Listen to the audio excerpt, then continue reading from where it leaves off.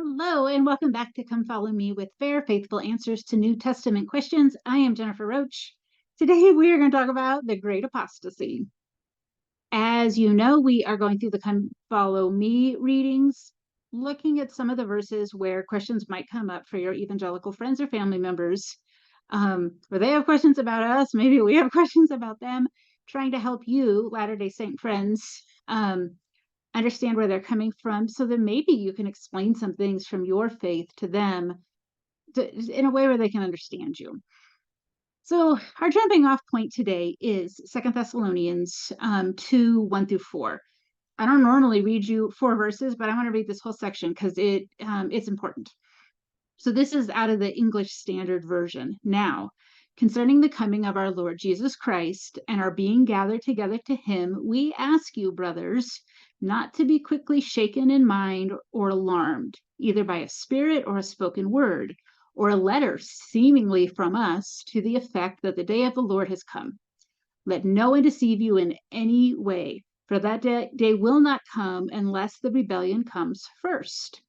And the man of lawlessness is revealed, the son of destruction, who opposes and exalts himself against every so-called God or object of worship, so that he takes his seat in the temple of God, proclaiming himself to be God.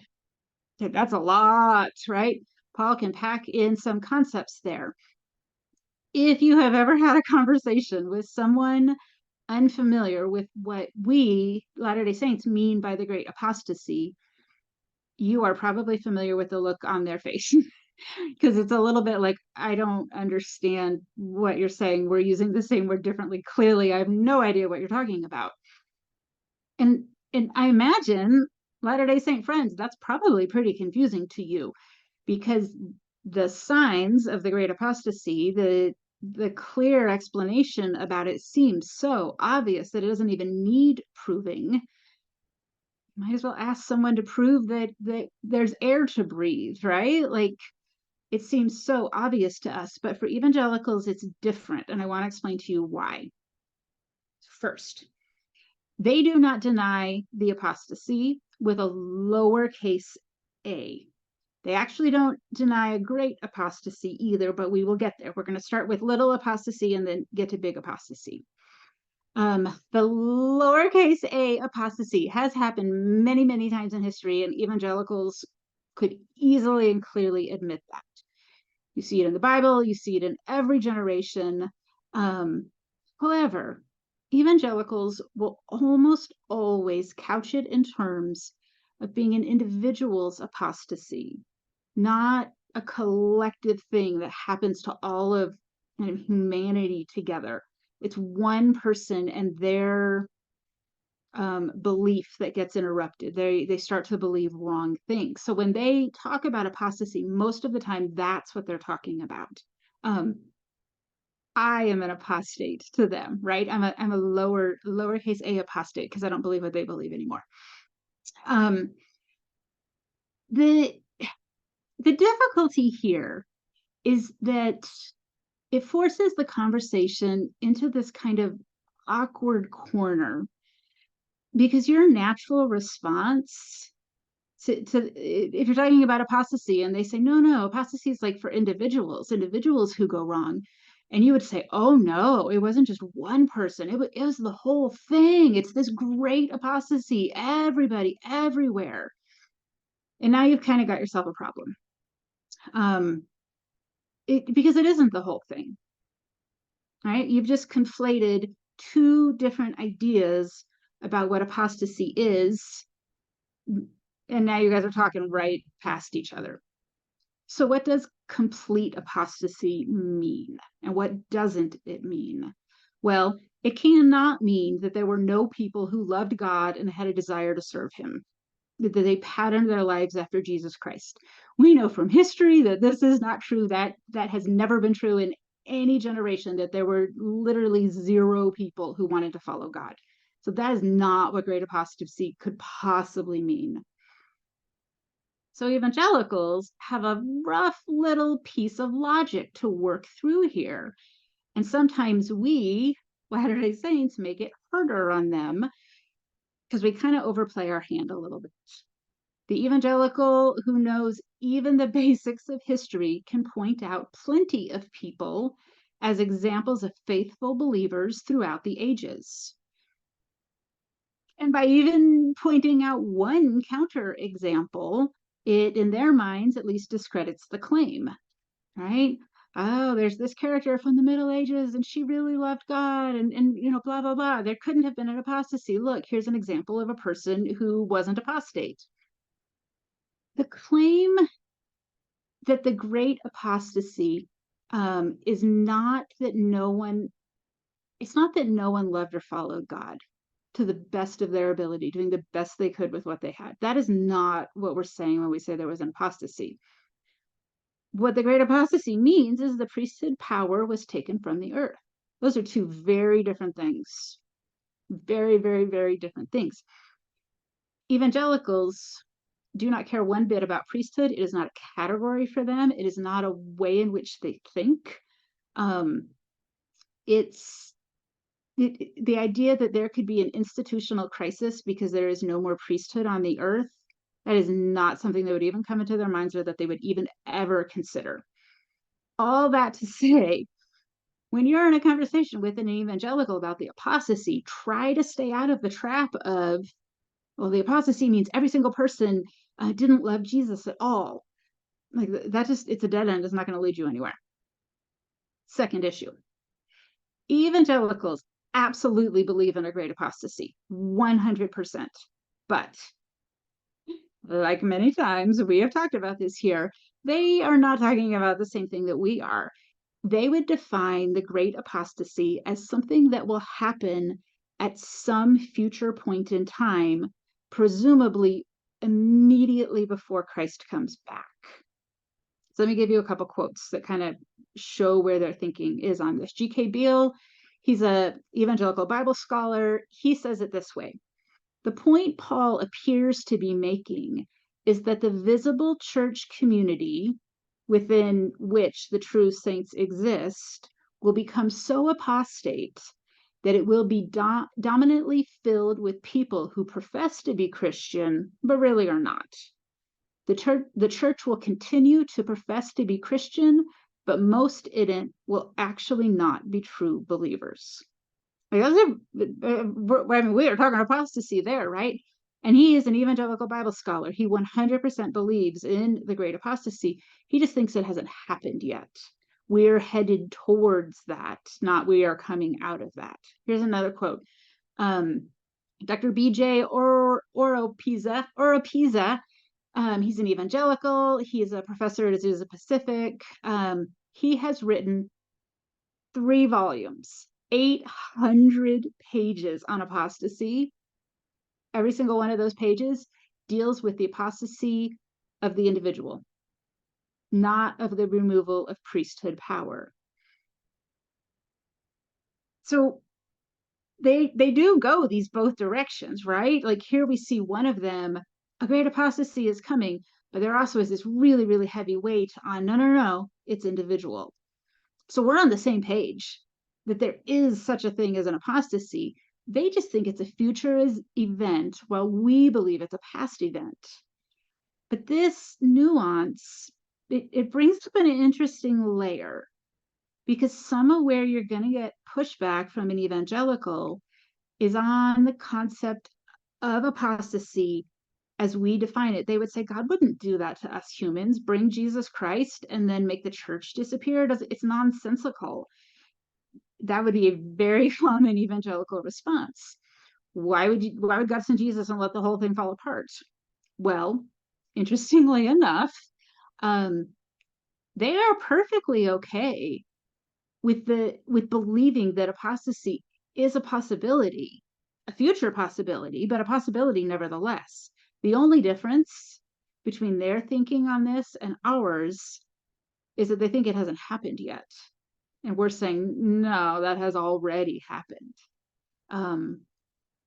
In this second Thessalonians passage, we get Paul, I don't think he knew what he was saying. He didn't foresee the evangelicals taking this in a weird way. But we get Paul warning the reader, do not let anyone deceive you. which is a very good and helpful thing for him to be saying. We should all be listening to that. Like, please do not let people deceive you. But it sets up the evangelical way of thinking that apostasy is an individual matter. The person who becomes apostate has been tricked or fooled out of proper belief. And it is their responsibility alone to kind of right their ship. Apostasy happened to individuals, and it must be fixed by individuals. It's the only version of the apostasy that they really understand what to do with. Yes, there is this future great apostasy for them. It hasn't happened yet. They have nothing to do with it. So they're always going to flip back to, if it's happened, it just happens to people. People get off track in their beliefs. They need to get themselves back on track. The closest they can probably get to apostasy being the removal of priesthood power is looking at the Catholic Church in the Middle Ages. If they know much about history, they can probably point to that time period as like, here is where the entire Christianity project has gotten off the rails. But evangelicals and Catholics have a very uneasy relationship. There is a lot of tension there. And a pretty typical response would be something like, well, those are Catholics. The implied, usually unsaid message there is they aren't real Christians like us, right? So it went off the rails with them, but that doesn't have anything to do with us, which is an interesting way to think about how truth is handed down through the generations, but that's where they're at. So what do you do with all this? They see apostasy as an individual matter or a future matter. And while we certainly can see it as individuals in our church might get called apostate, when we use the term great apostasy, what we mean is it has to do with priesthood power, not individual behavior. They think great apostasy might happen in the future, probably will happen in the future, but not yet. So are we just like at a stalemate? I don't think so. I think there's a couple different ways where you might get traction talking about this. It gets kind of tricky because they tend to see the concept of priesthood as a burden, not a gift.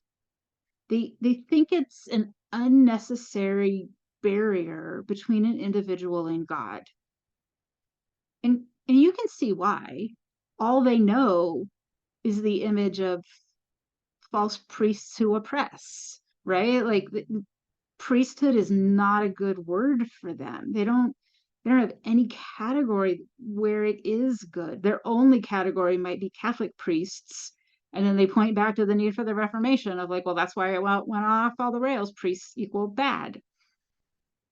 So one path you could go down is talking about how having priesthood power restored has actually helped you get closer to God, not further away. They think it's a burden. They think it's a barrier.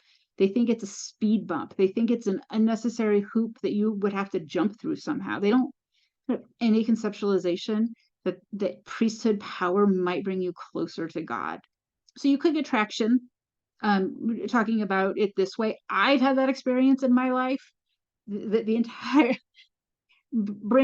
being brought closer to Jesus Christ because of priesthood power. I'm sure that you have had that experience too. That's a decent way to go. Another way to talk about this, honestly, is just for a minute, think about apostasy as they do. Accept their definition just for the moment, that apostasy primarily has to do with the individual holding an incorrect belief. And priesthood power is not part of the equation, right? Just pretend for a minute that's the definition of apostasy. It only happens to individuals, not all humans together. Well, how does someone come to understand that they hold an incorrect belief? Your evangelical friends hold incorrect beliefs. I did when I was an evangelical. But most good people who hold wrong beliefs, they really have no idea that they're wrong. They're not trying to be wrong. They're not trying to be bad. They're believing what they've been taught. They have nothing else to go on that might even suggest to them that things are off here.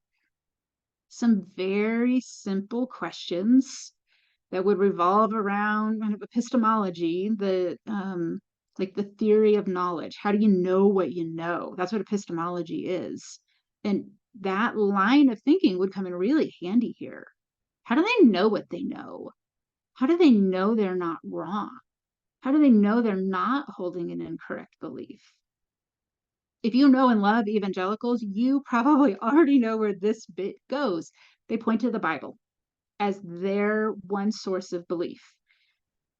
And I trust them when they say that. They believe it when they say it, that their belief is primarily coming from the Bible. But here's the thing.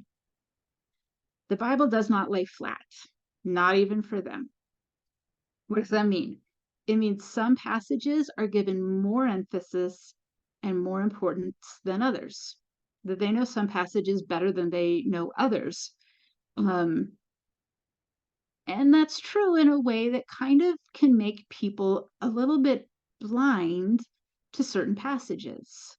They can quote and believe the ones that they like and ignore plenty of other verses that add in more information, that add in some nuance, that add in some layers, that sort of fill the picture out, because the Bible doesn't lay flat. They put greater weight on different parts of it. The solution here, you are not going to like it. You need to know the Bible better than you do. Latter-day Saint friends, I love you. You do not know the Bible nearly well enough. I teach gospel doctrines. It is only October. I can already feel the size of relief that people have about getting out of our second year studying the Bible and just get to the good stuff in the Book of Mormon. And I am excited for that too. But as a people, we don't know the Bible very well. So conversations with folks who are basing literally everything off the Bible are difficult, because even though they kind of have their favorite verses, they know way more than you do, and they can still outwit you. I know you're antsy to get to Book of Mormon year, and I am too, but I implore you, if you have a missionary heart towards evangelicals at all, please do not run out of energy on the New Testament just yet. We have 10 weeks left. One of the best things that you could do for the evangelicals you care about is learn the Bible better. There are truths that are not in the Bible. Of course they are. They're in the Book of Mormon. They're in Doctrine and Covenants. We're about to get there. We're all so excited. But if you know the Bible better, when somebody says, no, here's this verse that disproves what you're saying, you might have 4, 5, 7, 9, 29 other verses that add some layers and some context to it. It just is what it is. The Bible is a huge book, and it's confusing, and it's all the things. And as a people, we absolutely need to know it better than we do. All right, there it is. Next week, we pick up with the wonderful phrase, husband of one wife. And we're going to talk about polygamy and how freaked out evangelicals get about that, about our history with polygamy. They don't seem to get freaked about it in the Old Testament, so that's weird. Like, what in the world is going on here? It was super fun. It's a great topic. I will see you then. Bye.